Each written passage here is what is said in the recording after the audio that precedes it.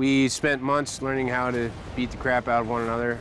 Our stunt coordinator, Damon, who is versed in a variety of martial arts, and he taught us a variety of different moves. And when he laid out the initial design of the fight for us, he described it as being a take on the classic Western bar brawl, complete with drawings of, you know, sliding beer mugs, sarsaparilla, and everything. And then, obviously, cloaking it in what you're seeing now, which is nothing like a Western bar brawl. It's more like a city being torn to pieces. But, yeah, it's very interesting to shoot a fight like this. Obviously, a lot of it is computer enhanced, you know, but we did a lot more of it than people probably think we did. And we would shoot it all in little tiny fragments. You know, we'd go in one day and do the punch. We'd go in the next day and do the kick, and then, you know, and get everything just so, because we wanted it to be the best fight anybody had ever seen. So, I guess we can do one or two things. Either I can keep standing here and talking about my experience shooting the battle, or you can actually watch the rest of the battle.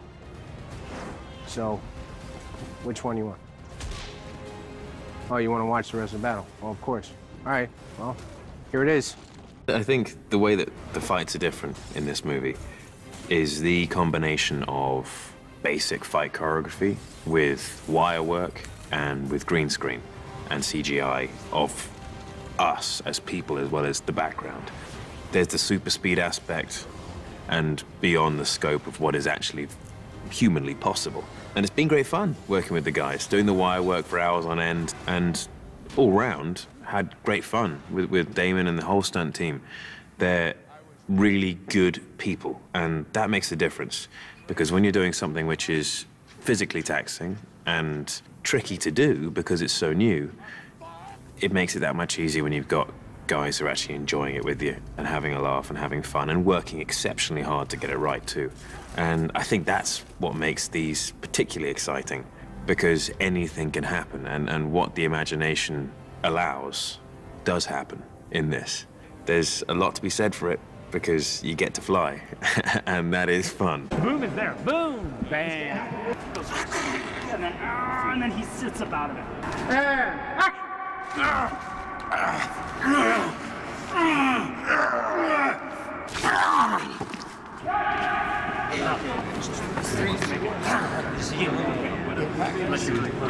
That didn't have any. We can get more, please. Yeah.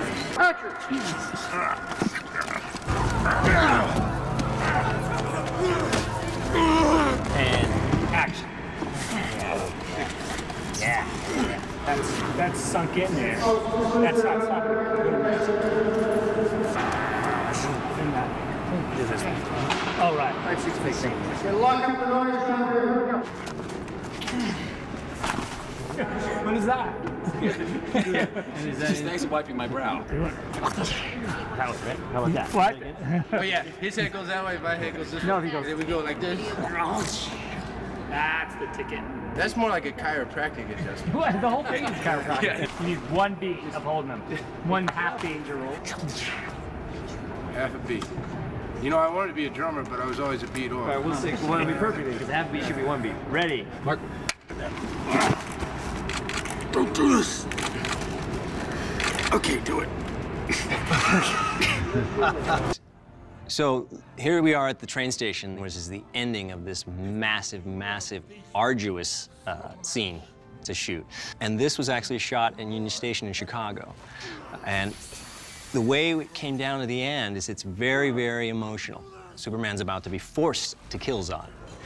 So this is just Michael and Henry. The visual effects are minimal here. It's just mano a mano, basically a struggling grappling match in order for Superman to try and save the citizens. And it was intense. It was emotional, and it was really, really physical for these two guys. They worked really hard, and it was actually some of the most arduous of the stunt scenes for these guys. And it was really physical, yet so emotional, all the way up until Henry has to take Zod out. The welling up and the scream of emotion was just haunting, and the entire crew was kind of in awe and frozen.